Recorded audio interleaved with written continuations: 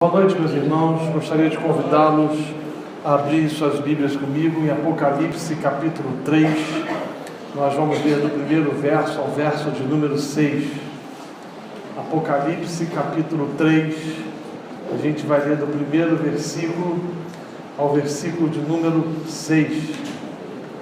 Quero convidar os irmãos, à medida que forem achando o texto, a colocar-se de pé, para que a gente possa fazer a leitura da palavra do Senhor. Apocalipse, capítulo 3, do primeiro verso ao verso de número 6. Diz o texto: Ao anjo da igreja em Sardes escreve: Estas coisas diz aquele que tem os 7 Espíritos de Deus e as 7 estrelas. Conheço as tuas obras, que tens nome de que vives e estás morto. Sê vigilante e consolida o resto, que estava para morrer, porque não tenho achado íntegras as tuas obras na presença do meu Deus. Lembra-te, pois, do que tens recebido e ouvido, guarda-o e arrepende-te. Porquanto, se não vigiares, virei como ladrão, e não conhecerás de modo algum em que hora virei contra ti. Tens, contudo, em Sardes umas poucas pessoas que não contaminaram as suas vestiduras e andarão de branco junto comigo, pois são dignas. O vencedor assim será vestido de vestiduras brancas, e de modo nenhum apagarei o seu nome do livro da vida. Pelo contrário, confessarei o seu nome diante do meu Pai e diante dos seus anjos. Quem tem ouvidos, ouça o que o Espírito diz às igrejas. Vamos orar. Senhor, nós queremos pedir a Ti, Deus Todo-Poderoso, que o Senhor ilumine a Tua palavra aos nossos corações, que as verdades contidas nesse texto, as verdades aqui tratadas pelo Senhor, possam ser aplicadas nas nossas vidas, e que a gente possa retornar às nossas casas, ó Deus, desejosos de viver para a Tua glória, de tal forma que o Seu nome seja exaltado em todos os instantes, em todos os momentos. Nós pedimos que o Senhor nos abençoe, que o Senhor abençoe a leitura do texto, como também a exposição da Tua palavra.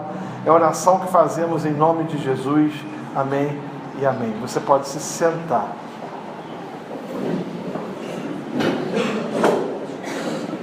Meus irmãos,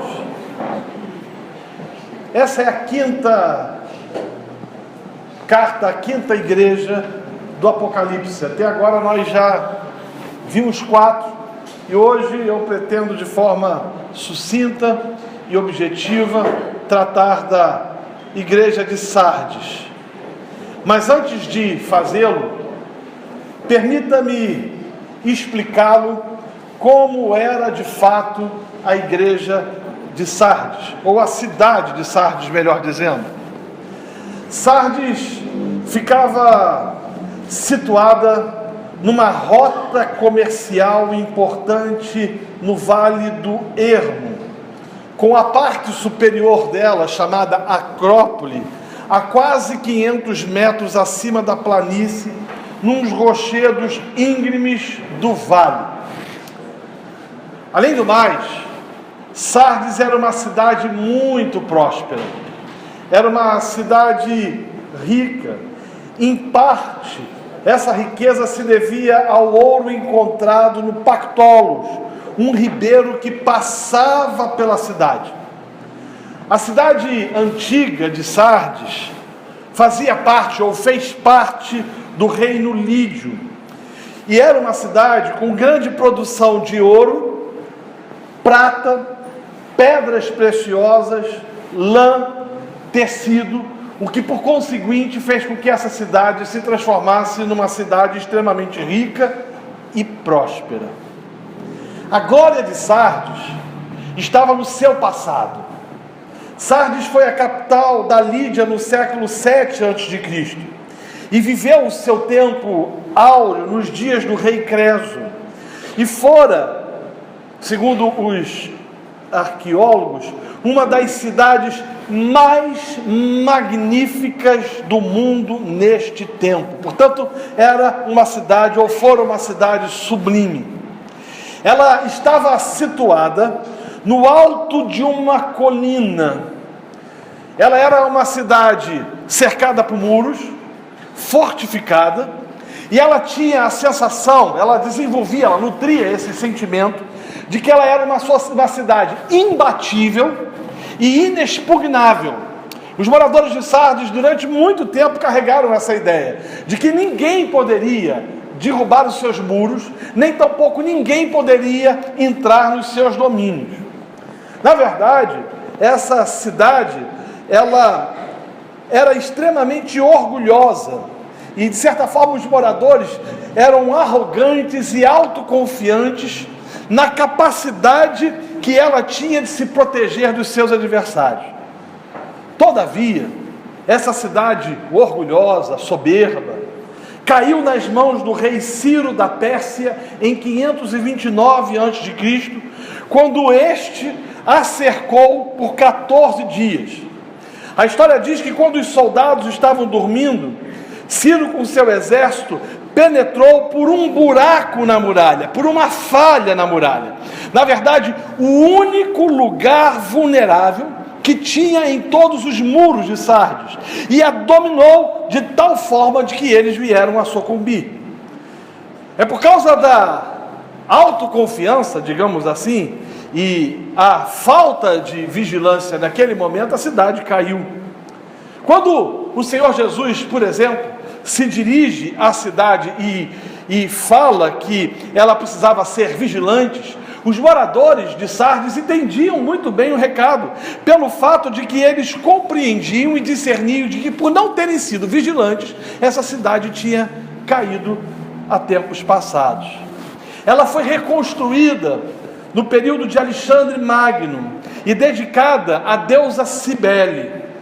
Essa divindade era, de certa forma, uma padroeira daqueles que lá viviam, e a ela era acreditado um poder especial de restaurar vidas aos mortos. Os moradores de Sardes acreditavam que essa deusa, ela era capaz de dar vidas aos mortos. Mas o interessante é que o Senhor contrapõe-se a essa afirmação entre linhas, dizendo que a igreja estava morrendo e que só Jesus podia dar vida a elas. No ano, melhor dizendo, 17 depois de Cristo, Sardes parcialmente foi destruída por um terremoto, sendo reconstruída um pouco depois pelo imperador Tibério. A cidade também tornou-se famosa pelo alto grau de imoralidade que a invadiu e também a decadência que tomava conta dela. Quando João escreveu essa carta, Sardes ainda era uma cidade rica, mas completamente degenerada. A sua glória estava no passado. Na verdade, ela ainda vivia daquela glória. Ela achava que estava viva, mas na verdade ela estava morta. Ela achava de que ela ainda possuía as belezas do passado, quando na verdade ela não tinha as mesmas belezas que ela outrora desfrutara e experimentara. Na verdade, os habitantes de Sardes estavam absortos numa vida de luxúria e de prazer. A igreja de Sardes, em contrapartida, não produzia nenhum tipo de mudança, nem tampouco transformação na sociedade, pelo fato de que ela era um tipo de sal, digamos assim, sem sabor, ou uma candeia escondida que não iluminava. Para terminar, a deusa principal nesta época em que esta carta foi escrita era Ártemis. E o templo que tinha em Sardes foi considerado um dos 7 maiores templos gregos do mundo conhecido, mais que o dobro do tamanho do Paternum. Ártemis foi conhecida, ou era conhecida, como Diana pelos romanos, a Diana dos Efésios. Ela era chamada filha de Zeus e gêmea de Apolo. Ela era a deusa da caça, da lua e da fertilidade, e era essa deusa que governava e que dirigia, de certa forma, a adoração, ou que recebia a adoração por parte dos moradores daquela cidade. Considerações feitas, entendendo um pouco da cidade, vamos ao texto. O texto que nós lemos começa com o Senhor dizendo: eu conheço as tuas obras. E é interessante a gente perceber que não foram uma ou duas cartas, mas muitas cartas em que o Senhor, dirigindo-se à igreja, disse o seguinte: eu sei quais são as suas obras. Na verdade, eu sei aquilo que vocês têm feito. Eu sei da maneira, da forma que vocês têm se postado, da forma que vocês têm se posicionado. Eu conheço, na verdade, a espiritualidade de vocês. Eu sei o que vocês fazem entre linhas. Eu sei o que vocês fazem no oculto. Eu sei aquilo que vocês têm produzido e aquilo que vocês têm deixado de produzir. O que nos mostra, mais uma vez, a ideia, o texto nos traz a ideia, mais uma vez, da onisciência de Deus e da onipotência, do conhecimento de Deus, daquele que tudo pode na vida de todos aqueles que estão sob Ele. E o texto nos mostra de forma absolutamente clara que o Senhor se dirige à igreja de Sardes dizendo o seguinte: eu conheço bem as tuas obras. E Ele diz a essa igreja: vocês têm nome de que vives, ou seja, vocês têm aparência de que estão vivos, mas na verdade vocês estão mortos.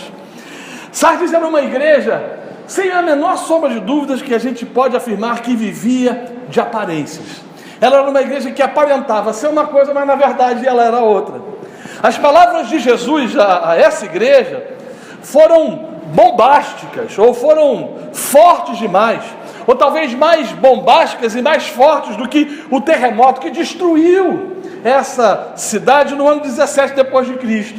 Na verdade, Sardes tinha adquirido um ano, mas ela não era mais aquilo que de fato ela tinha sido, porque o terremoto tinha acabado em certa parte com ela, de certa forma com ela. Então ela era alguém que aparentava ser uma coisa, mas de fato não era. E Paulo, ou melhor, João e o Senhor Jesus, dirigindo-se exclusivamente a essa igreja, diz o seguinte: olha, vocês aparentam ser algo que vocês na verdade não são. Na verdade, a fama da igreja de Sardes era uma fama de uma igreja notável. Estudiosos afirmam que a igreja gozava de grande reputação na cidade. Era uma igreja bem vista, bem quista. Não existia na cidade nenhuma falsa, ou melhor, na igreja, nenhuma falsa doutrina. Você não vê, por exemplo, em Sardes, as doutrinas dos Baalamitas, como a gente viu em momentos atrás, em outras exposições das igrejas do Apocalipse, nem tampouco dos Nicolaitas, que foi um problema que os Efésios experimentou, muito menos os falsos ensinos de Jezabel. Você não vê nenhuma menção por parte do Senhor, ao dirigir-se à igreja de Sardes, quanto à questão doutrinária, o que nos aponta de forma muito clara, muito equívoca, muito claramente, inequívoca, de que era uma cidade, ou melhor, de que era uma igreja, do ponto de vista teológico, saudável.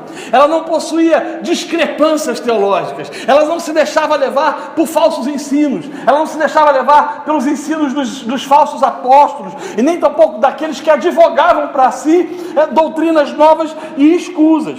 Quando você olhava, por exemplo, para essa igreja, do ponto de vista humano, você podia dizer que ela era uma igreja viva e dinâmica pelo fato de que não havia, aparentemente, nenhum tipo de heresia.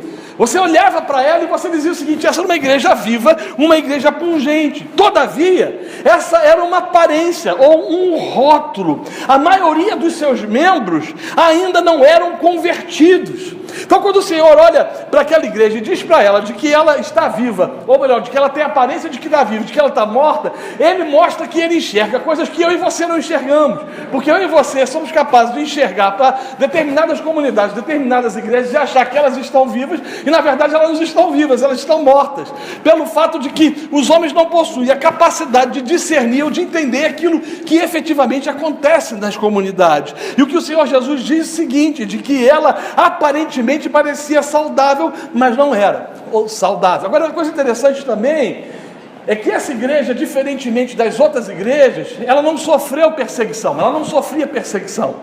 Na verdade, a gente pode dizer, em outras palavras, que o diabo não precisou perseguir essa igreja de fora para dentro, pelo fato claro de que ela estava sendo derrotada pelos seus próprios pecados.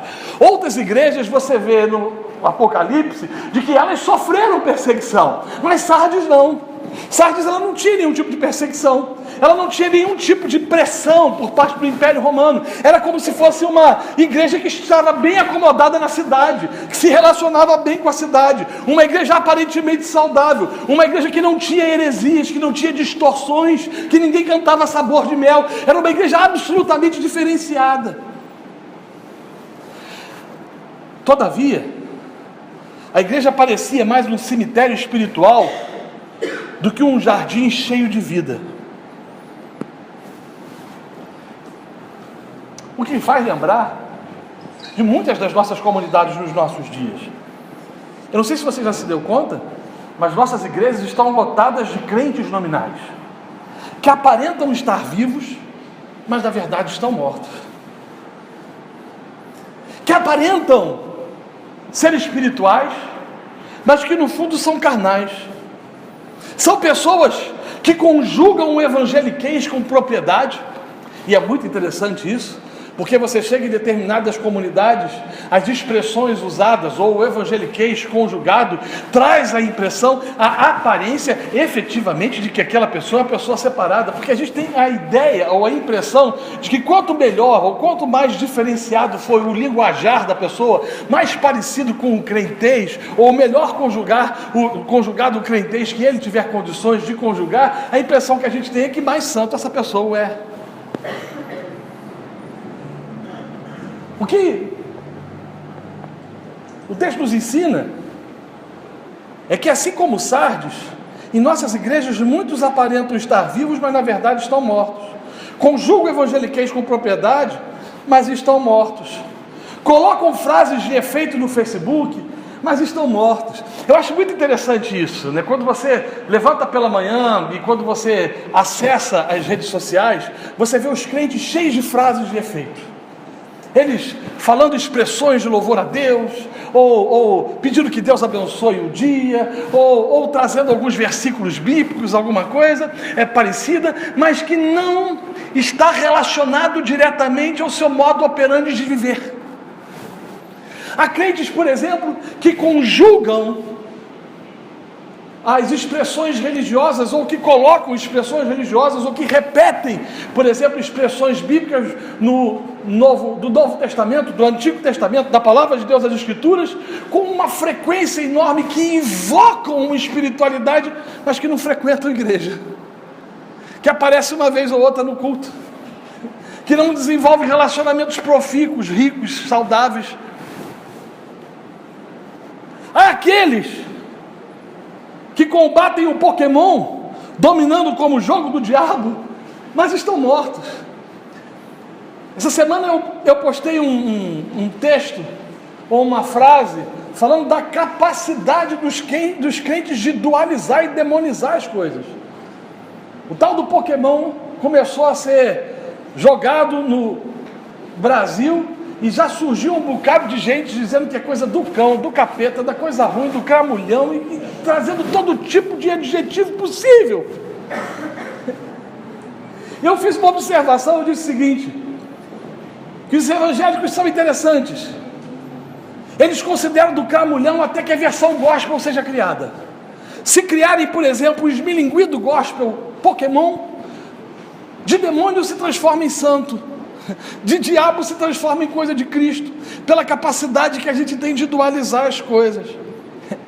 São crentes assim, que têm uma aparência, que conjugam o evangeliquez com propriedade, ou que usam frases de efeito no Facebook, ou que fecham os olhos na hora do culto para orar, mas são incapazes de desenvolver uma espiritualidade de oração. É gente que aparentemente está viva, mas no fundo, está morto. Quando Jesus examinou a igreja de forma profunda, ele disse: não achei as suas obras íntegras. Há uma frase do teólogo J.I. Packer que diz que existem igrejas cujos cultos são tão solenes que parece como um caixão florido, ou seja, lá dentro tem um defunto. Em Sardes havia crentes espiritualmente em estado terminal. A maioria dos crentes em Sardes tinham os seus nomes escritos no rol da igreja, mas não tinham os seus nomes escritos no rol do livro da vida. Isso fica muito claro durante a leitura dessa carta. Havia também, nesse contexto, crentes doentes, fracos na fé, em fase terminal. O mundanismo tinha adoecido a igreja, o pecado tinha matado a vontade daquele povo de buscar as coisas de Deus. Então, o Senhor se dirige àquela igreja dizendo o seguinte: olha, vocês aparentemente acham que estão vivos, mas vocês estão mortos. Vocês têm a capa da religiosidade, vocês expressam religiosidade, vocês conjugam o evangeliquez como religiosos o fazem, vocês têm frases de efeito, mas a vida de vocês aponta para o fato inequívoco de que vocês estão afastados da vida, vocês estão mortos espiritualmente. E aí o Senhor se dirige a eles e diz o seguinte: vocês precisam ser vigilantes. Sardes caiu porque não vigiou. E repare, o Senhor faz a ligação do texto, ou melhor dizendo, da experiência que Sardes tinha vivido outrora, de que eles se achavam tão autossuficientes, eles se achavam tão bons, eles se achavam tão especiais, eles achavam que eram tão perfeitos na sua proteção, na proteção da sua cidade, que os seus muros eram tão inexpugnáveis, que foram tomados pela arrogância e não vigiaram, e por não terem vigiado, os inimigos entraram e destruíram a cidade. A cidade de Sardes foi invadida e dominada 2 vezes, porque se sentia muito segura e não vigiou. Crentes aparentemente mortos espiritualmente, eles se transformam em pessoas insensíveis, eles transformam-se em indivíduos que não têm mais sensibilidade à voz do Espírito Santo. São pessoas que, de certa maneira, ouvem a voz de Deus, ouvem a voz do Senhor, os exortando, os chamando, os confrontando em seus delitos, em seus pecados, em suas transgressões, mas mantêm-se impedernidos. Eles acham que nada vai lhes acontecer, porque são arrogantes. Jesus alerta a igreja que se ela não vigiasse, ela iria lidar com a possibilidade concreta e tangível de experimentar o ladrão da noite de forma inesperada. O que nos ensina que a igreja precisa estar vigilante contra as ciladas de Satanás e contra a tentação do pecado. O texto diz que alguns membros da igreja de Sardes estavam sonolentos e não mortos, eles não tinham morrido. Havia 2 grupos ali, uns que já estavam mortos mesmo, eles tinham se acostumado à religião, eles tinham se acostumado ao cristianismo, eles tinham se acostumado a dominicalmente estar na igreja, digamos assim, eles tinham se acostumado aos jargões, às expressões religiosas do tempo. Não havia mais neles nenhum tipo de temor ou tremor, nem tampouco disposição de servir e de viver a Deus. Eles eram pessoas que estavam mortas, literalmente ipsilíteres mortas, mas viviam aqueles também que estavam sonolentos. A oração ou a exortação do Senhor aos irmãos de Sardes era de que eles precisavam acordar, de que eles não deviam ser acomodados, nem tampouco indiferentes às coisas de Deus, de que eles não podiam mais continuar sem apetite espiritual, de que eles não podiam mais deixar de vibrar com as coisas celestiais. Você já se deu conta que às vezes isso acontece com muitos que estão no nosso meio? Muitos que estão em nossas igrejas, olha para o culto e fala: a palavra é boa, eu sei que não vai sair do púlpito nenhum tipo de heresia, eu sei que eu não vou ouvir nenhuma distorção bíblica, que a mensagem que vai ser trazida é uma mensagem genuína. Muitos que vivem uma espiritualidade de aparência, conjugam o evangeliquez, usam os jargões, vivem no Facebook, nas redes sociais, dizendo expressões de religião ou religiosas, ou algumas outras manifestações que apontam para a fé, mas estão mortos, ou estão quase mortos.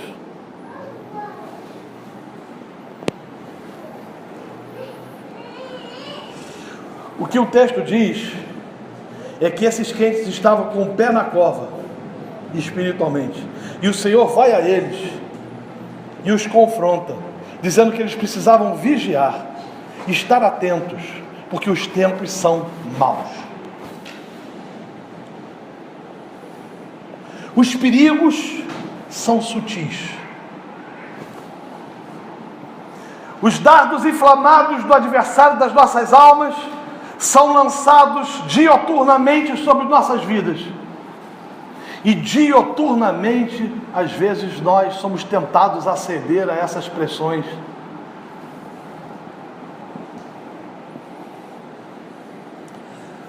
Em Sardes, os crentes não estavam sendo mortos pela espada do mundo, mas estavam sendo mortos pela amizade do mundo. Eu vou repetir isso. Em Sardes, os crentes não estavam sendo mortos pela espada do mundo, mas estavam sendo mortos pela amizade do mundo. Repito, a igreja de Sardes não era uma igreja herética e apóstata. Não havia heresias nem falsos mestres.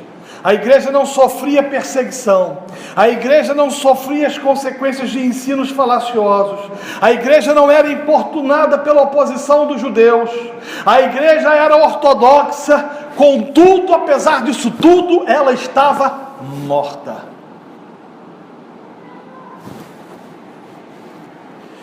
E o que o Senhor está dizendo para eles é o seguinte: apesar dela estar morta, existe ainda um remanescente. E esse remanescente deve estar vigilante, para não cair em pecado. E deve também preservar os que faltam, ou os que ainda não caíram, ou os que ainda não apostataram. A fé destes, a fim de que não caiam e não experimentem a extinção. Antes, pelo contrário, restabelecendo sua chama e seu ardor pelo Senhor. Deixe-me andar um pouco mais e caminhar para o final do sermão. Como em todas as cartas, meus irmãos, o Senhor, depois de ter exortado a igreja, Ele se dirige a essa igreja trazendo promessas aos vencedores. Depois que Ele exorta a igreja dizendo que eles pareciam estar vivos, mas na verdade eles estavam mortos, o Senhor diz a eles o seguinte: que o vencedor, ou que os vencedores seriam vestidos de vestiduras brancas. Por que Ele diz isso? Ele diz isso porque a maioria dos crentes de Sardes tinham contaminado suas vestiduras com o pecado. Esse tinha sido o problema. Eles não estavam mais limpos, eles não estavam puros, eles tinham se envolvido com o pecado. E é interessante, quando a igreja não sofre nenhum tipo de perseguição, ela se torna mais tendenciosa em ser amiga do mundo. Você não vê esse mesmo problema acontecendo em outras igrejas que foram perseguidas. Porque quando perseguidas, eles precisavam ser firmes em sua postura e seu posicionamento, mas Sardes não tinha perseguição. Era uma igreja que estava vivendo maravilhosamente bem, muito parecida talvez com algumas igrejas do Ocidente, que não tem nenhum tipo de dificuldade, que não tem nenhum tipo de problema. Às vezes me faz lembrar de algumas igrejas nos Estados Unidos da América, ou até mesmo no Brasil. Igrejas prósperas, igrejas ricas, igrejas bem-sucedidas financeiramente, igrejas que os membros são pessoas bem posicionadas na sociedade, igrejas do ponto de vista da ortodoxia saudáveis, onde o púlpito ele não traz nenhum tipo de falso ensino, de falácia ou de ensinamentos equivocados, mas uma igreja morta por causa da sua amizade com o mundo.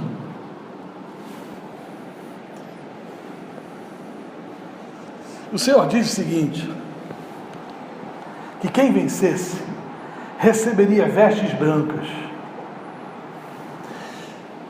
E dentro do contexto escriturístico, as vestes brancas sempre simbolizaram pureza, santidade e vida separada. O que me faz lembrar de um verso bíblico escrito pelo escritor dos Hebreus, que diz que sem santidade ninguém o quê? Verá a Deus. Sem santidade, diz o texto, ninguém verá o Senhor. Era uma igreja que não tinha problemas, mas era uma igreja que estava vivendo no pecado e em pecado. Era uma igreja que tinha se acostumado aos valores do tempo e que achava os valores daquele tempo, daquela era, absolutamente normais. Era uma igreja que estava vivendo numa cidade idólatra e que não se incomodava com a idolatria. Era uma igreja que estava vivendo numa cidade promíscua, de grande promiscuidade, de grande perversidade sexual, e não tinha nenhum tipo de sentimento de incomodação. Aquilo para ela tinha se transformado normal, natural, e é por isso que o Senhor diz o seguinte: vocês estão mortos, vocês parecem estar vivos, vocês parecem ser crentes fervorosos, vocês parecem ser pessoas que estão comprometidas com Deus, mas vocês não estão, porque vocês são coniventes com o pecado, as vestes de vocês estão sujas. Mas o Senhor diz aos que vencerem, ou seja, aos que perseverarem, aos que não tomarem a forma desse mundo, receberão uma veste branca. E a promessa é de que os que são santificados e que vivem em santidade, esses verão a Deus. Mas em segundo lugar, o Senhor diz o seguinte: de modo nenhum apagarei o seu nome do livro da vida. O que nos traz o seguinte ensinamento: quem não se envergonha de Cristo agora, terá o seu nome proclamado por Cristo no céu.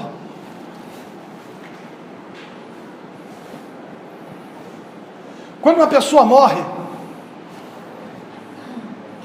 nós vamos ao cartório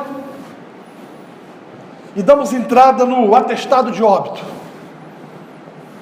O atestado de óbito literalmente é o seguinte: nós estamos diante da justiça, da lei, do país, da sociedade, tirando o nome daquela pessoa do livro dos vivos, digamos assim. Estamos dizendo que eles não fazem parte, ou que ele não faz mais parte do rol de vivos.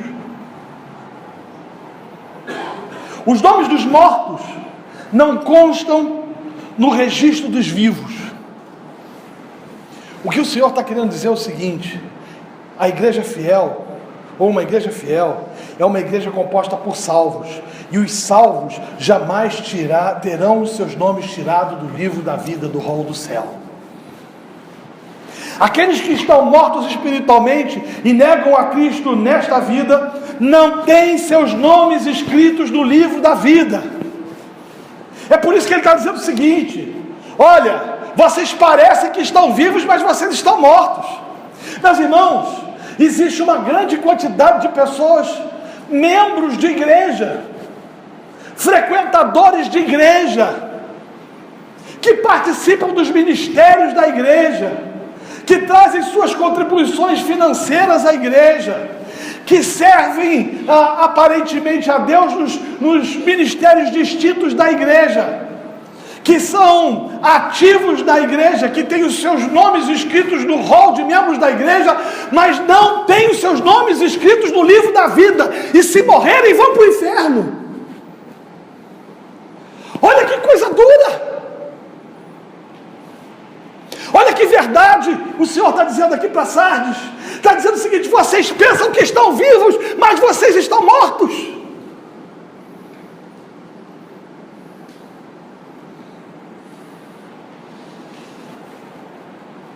O nosso nome pode constar no registro de uma igreja e não constar no registro do livro de Deus.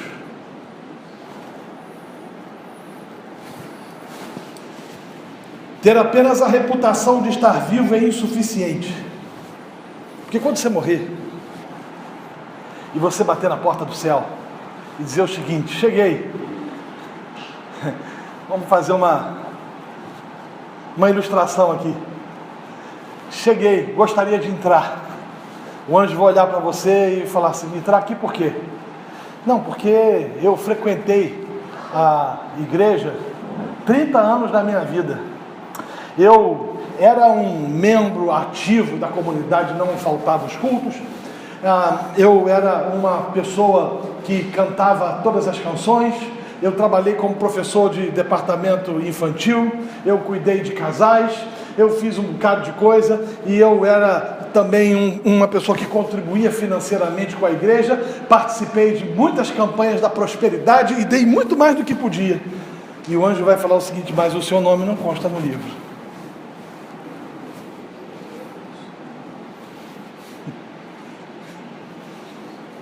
E aí? Quando nós chegarmos na eternidade, não nos adiantará dizermos a Deus: eu era frequentador de igreja.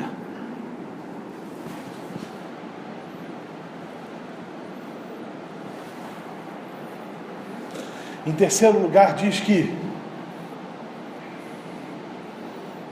o Senhor confessará o nosso nome diante do Pai e dos anjos.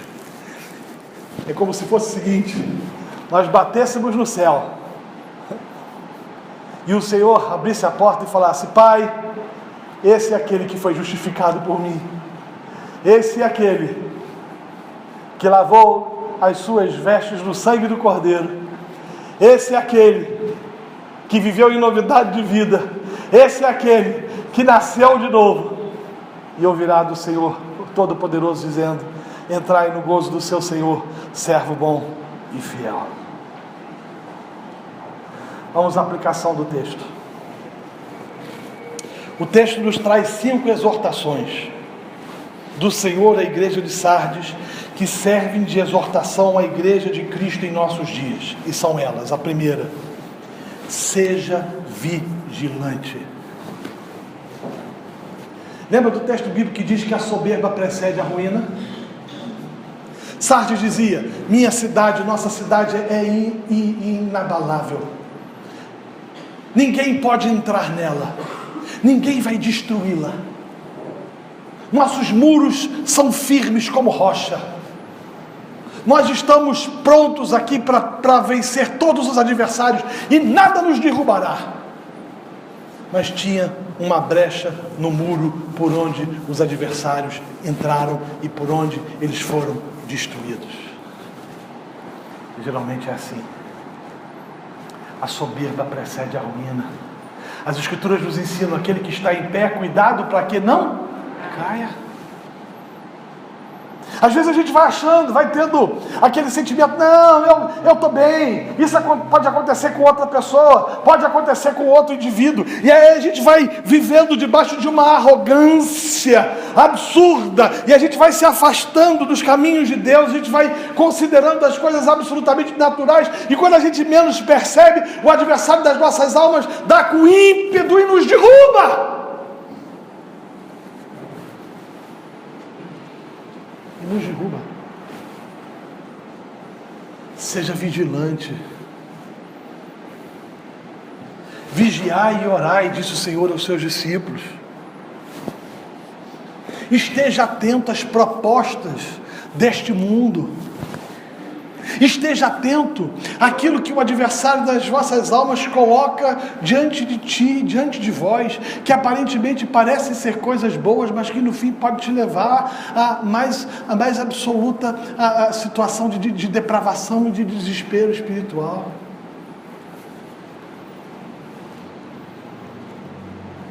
Vigie. Segundo lugar, a segunda exortação que foi dada pelo Senhor é: consolida o resto. Essa expressão no original significa fortaleça. Ele está dizendo o seguinte: tem gente que já está morta, mas tem outros que ainda estão vivos ainda, mas que estão dormindo. Fortaleça esses. Talvez você não tenha morrido, talvez você esteja dormindo, talvez você esteja entrando num estado de apatia. Sinceramente, meus irmãos, eu não consigo entender crentes que faltam 3, 4 cultos no domingo com a maior naturalidade, que não aparecem no culto para servir a Deus. Alguma coisa está errada. Não nasceu de novo. É impossível, a não ser que hajam razões absolutamente justas. O crente não tem desejo de estar na comunidade dos santos, da comunhão santos, como dizia Lutero. fortaleça.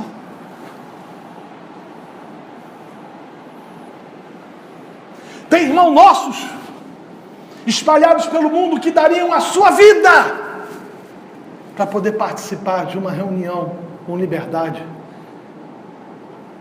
e adorar a Cristo, e não podem, porque se fizerem são mortos.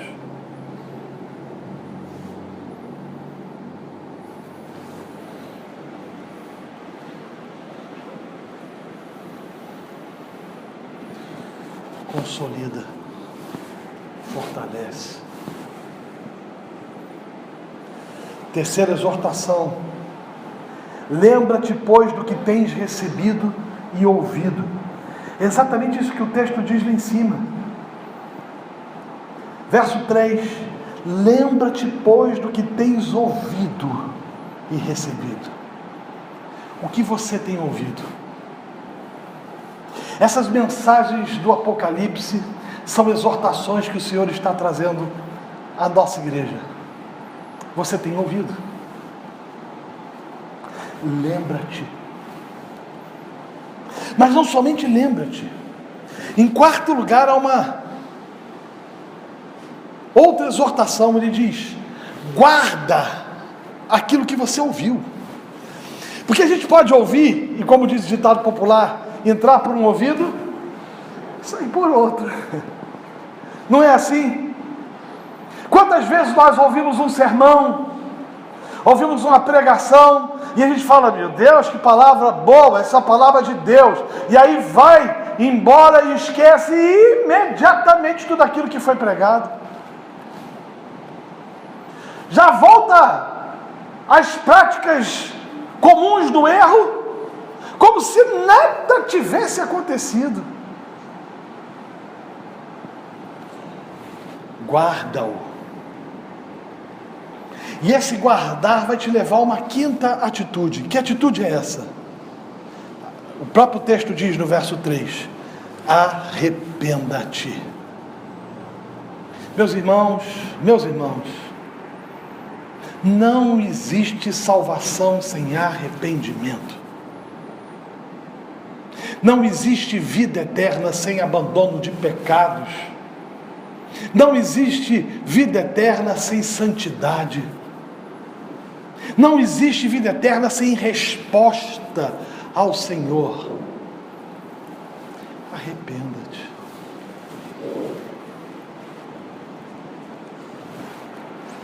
Mais uma vez, voltemos à ilustração do cara que morre e que chega no céu.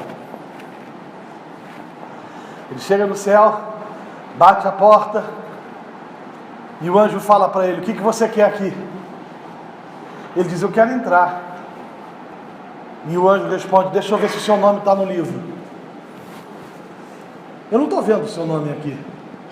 E aí ele diz o seguinte: olhe de novo, veja se no final do texto, ou no final dos nomes, o meu nome não está escrito em tinta vermelha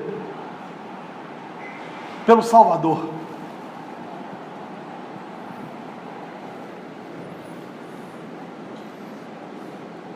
E aí o anjo olha para o livro e fala o seguinte: rapaz, eu vou olhar, mas eu estou vendo aqui, você viveu dessa forma que está relatado aqui, você cometeu todos esses tipos de pecado? E ele diz: sim, eu cometi. E falou: como é que você ousa vir aqui?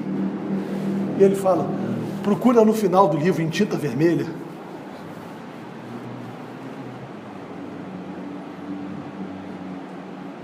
E aí o anjo olha para o final do livro e vê o nome dele escrito em tinta vermelha, escrito o seguinte: justificado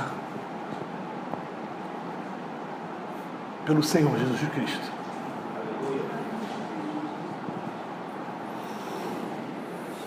Arrependa-te.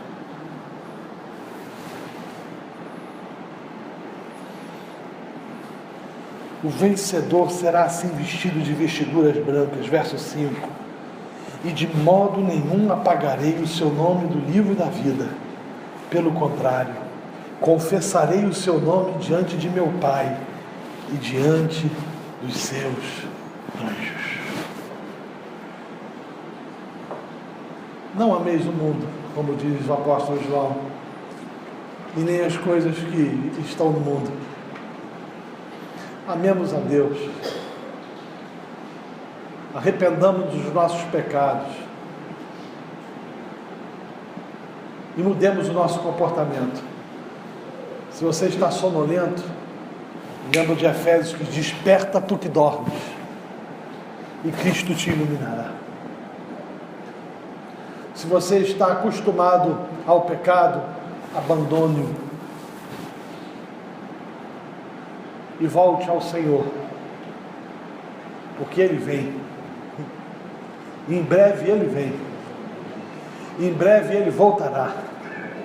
Ao som da trombeta, o Senhor há de despontar nos céus, e todo olho verá. Os mortos ressuscitarão primeiro, e encontrarão com o Senhor, e nós, os que estivermos vivos, também o faremos. E todos os homens verão que Jesus Cristo é o Senhor, e o confessarão,